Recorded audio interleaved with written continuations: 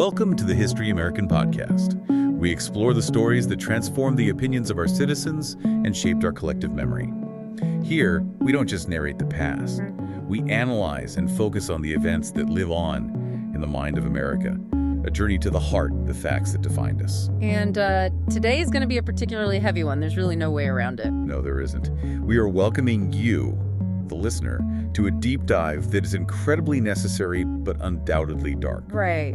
We're setting the scene on November 18th, 1978, a remote jungle airstrip in South America, and a pavilion filled with over 900 bodies. It's a staggering image, and we need to establish the gravity of this event right up front, because until September 11, 2001, this was the single largest loss of American civilian life in a deliberate act. Yeah, that context is so often lost today. It really is. I mean, it fundamentally changed how the entire world understood the concept of cults. And unfortunately, it introduced that grim phrase, drinking the Kool-Aid, into our everyday lexicon. Which is something we are absolutely going to deconstruct today, because our mission for this deep dive is to move way beyond those superficial headlines of mass suicide. Exactly. We have to understand the actual mechanism of control here. Right.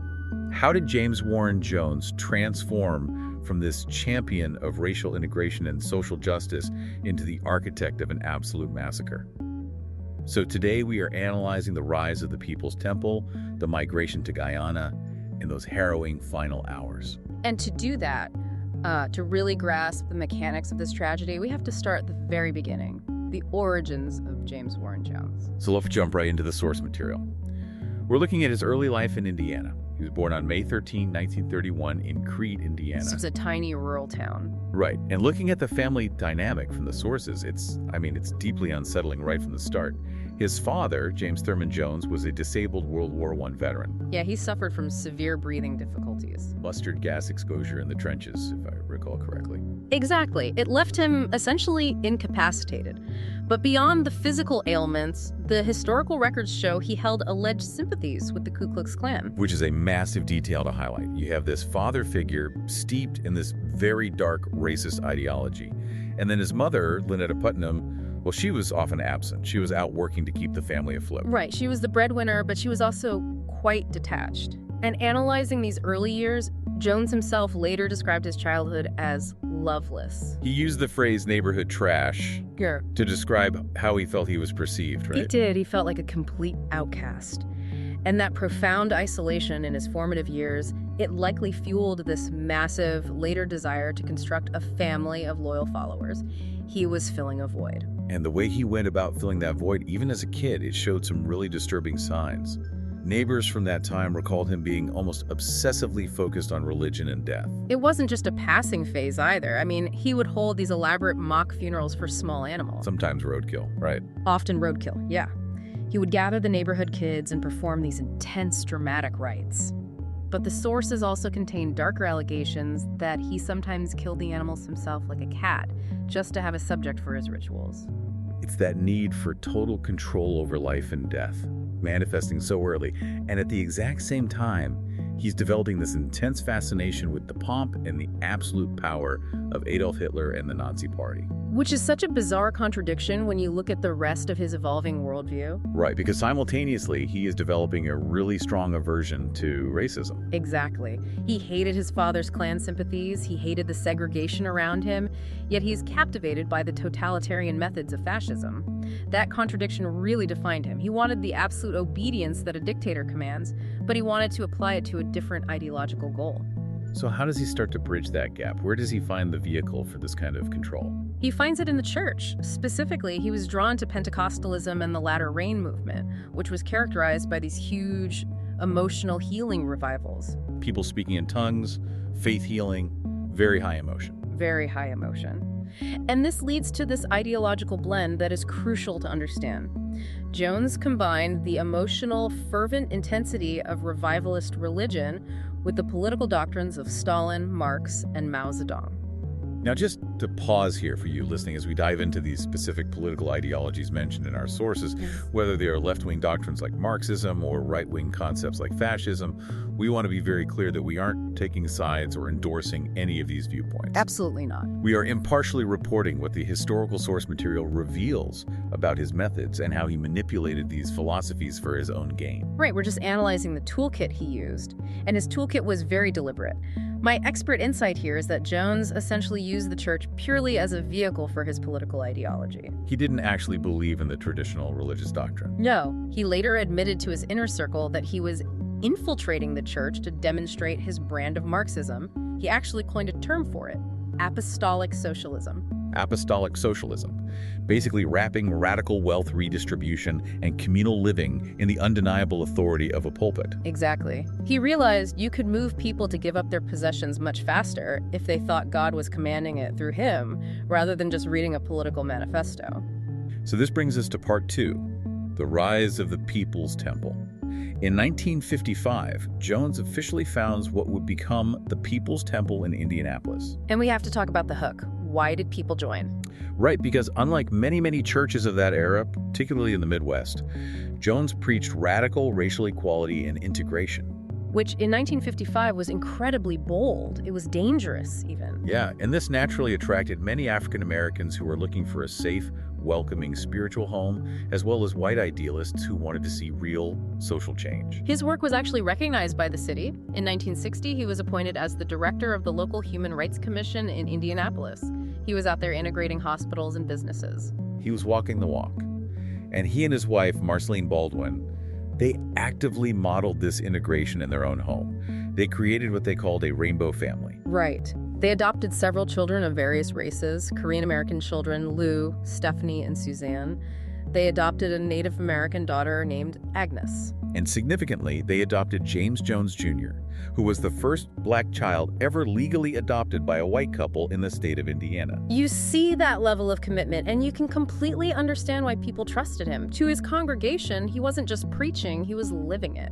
But the sources show that underneath this very public progressive success, the paranoia is really starting to set in. Oh, heavily. The Cold War anxiety was everywhere, and Jones weaponized it. In 1961, he claims to have a prophetic vision of a nuclear apocalypse. He tells his congregation that Chicago and Indianapolis are going to be wiped out. Yes, and he had read an article that listed South America or Northern California as the safest places to survive nuclear fallout. So this sparks the massive relocation.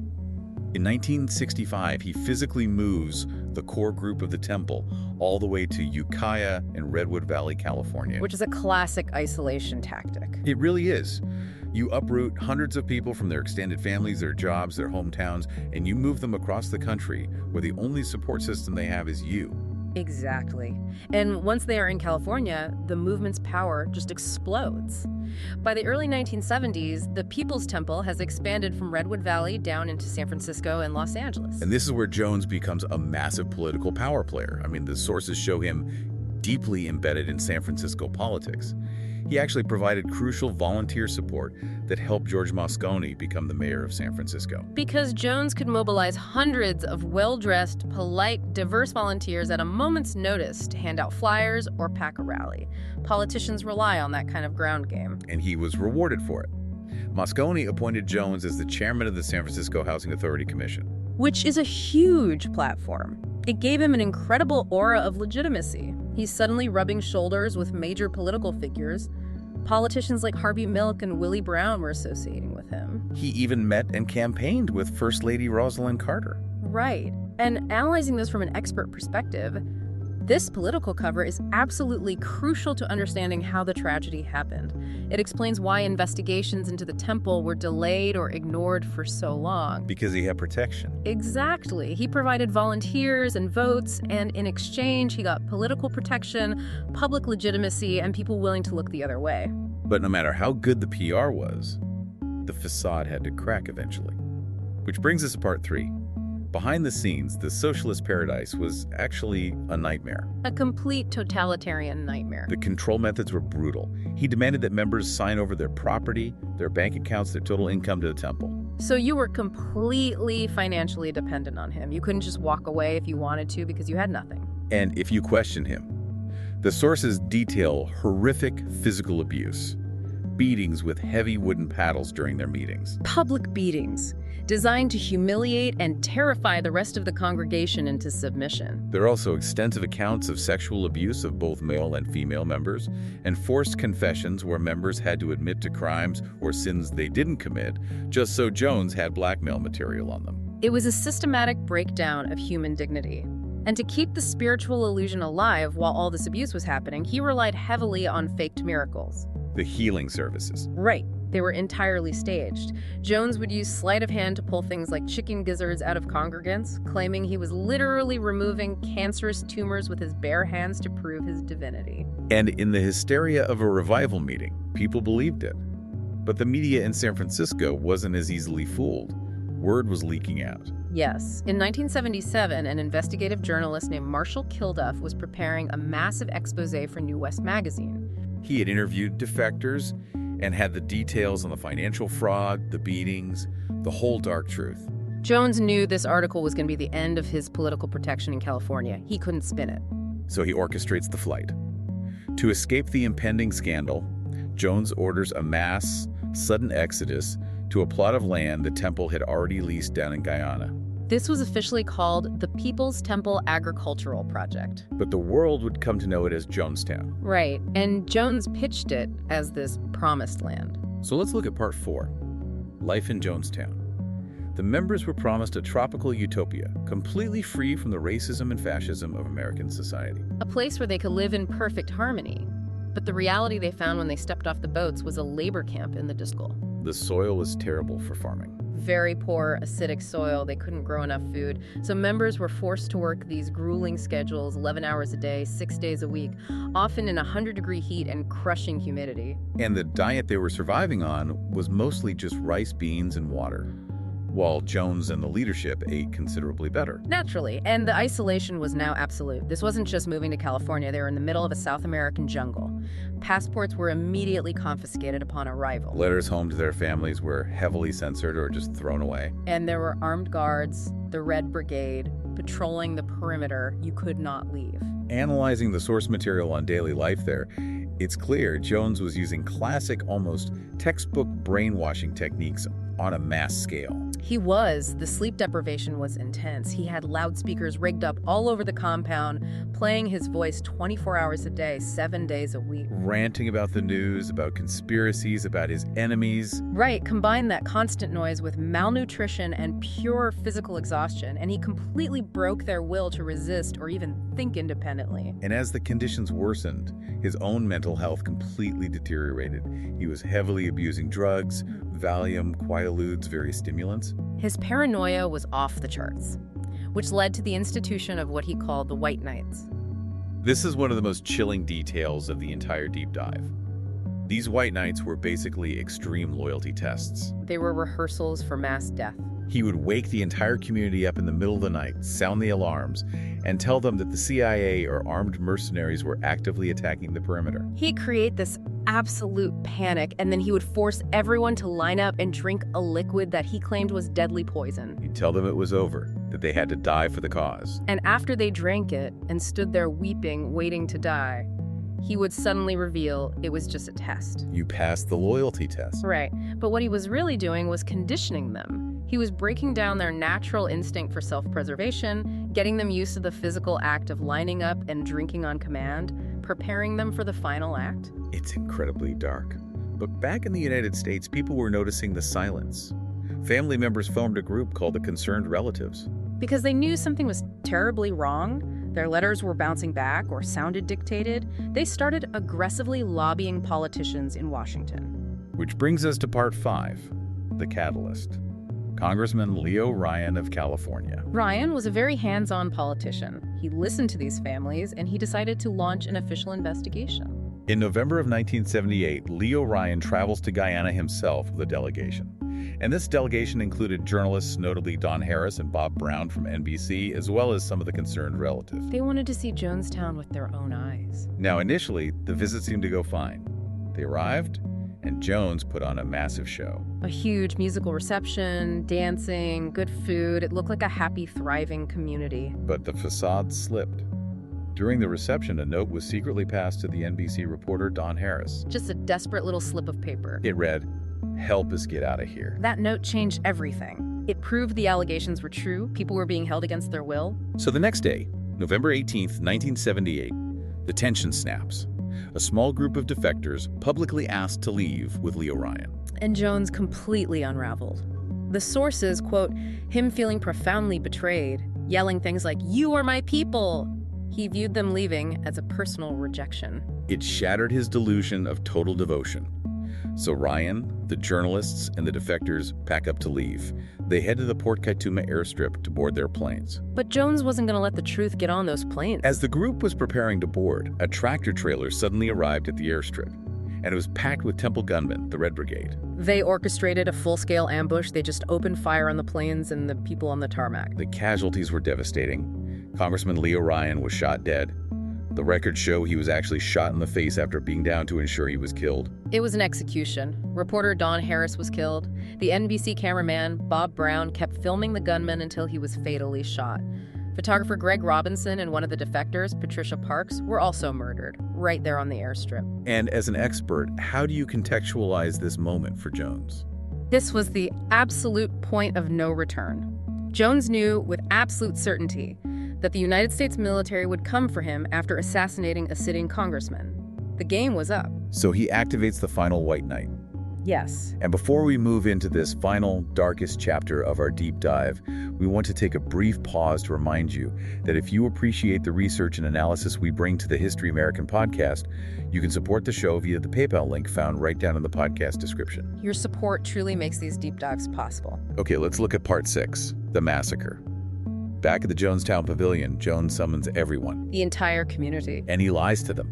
He tells them Leo Ryan is dead, but he claims that because of this, paratroopers are going to drop from the sky and torture our babies. He paints this horrifying, inescapable doom, and he argues for what he called revolutionary suicide. Framing it not as defeat, but as a final, noble act of protest against an inhumane world. But we have to emphasize that the source material proves it wasn't a unanimous agreement. Right. There was incredible dissent. A woman named Christine Miller bravely stood up in the middle of this armed camp and argued with him. She challenged him directly. She suggested they airlift everyone to Russia, to the Soviet Union, instead of dying. She argued for life. But Jones coldly shot her down, saying it was too late, that the die was cast. And we know this because the entire horrific event was recorded on a cassette tape. The infamous death tape. Yes, it captured the final hour. Vapes were brought out. They were filled with a fruit drink called Flavor Aid, which is often miscited in pop culture as Kool-Aid. But it was laced with a lethal cocktail of cyanide, Valium, chloral hydrate, and vinegar. And the way he carried it out was exceptionally cruel. He ordered the children to be poisoned first. Syringes without needles were used to literally spray the poison directly into the mouths of babies and young children. This is a crucial psychological insight into the event. Once you force parents to watch their children die horribly in front of them, those parents have no reason left to live. It completely broke any remaining resistance. The tape itself captures this horrifying progression, the screaming and crying of the children, slowly fading out into an eerie, total silence. Which brings up a very important historical debate based on the evidence. Murder versus suicide. Right. Because while many did drink it seemingly willingly due to years of intense indoctrination and sheer despair, the physical evidence points to mass coercion. Absolutely. The chief medical examiner of Guyana, Dr. Leslie Mutu, examined the bodies at the scene. He found fresh puncture marks on the bodies of many victims, often in places they couldn't reach themselves, like between the shoulder blades. Meaning they were forcibly injected with the poison against their will? Exactly. They were held down and murdered.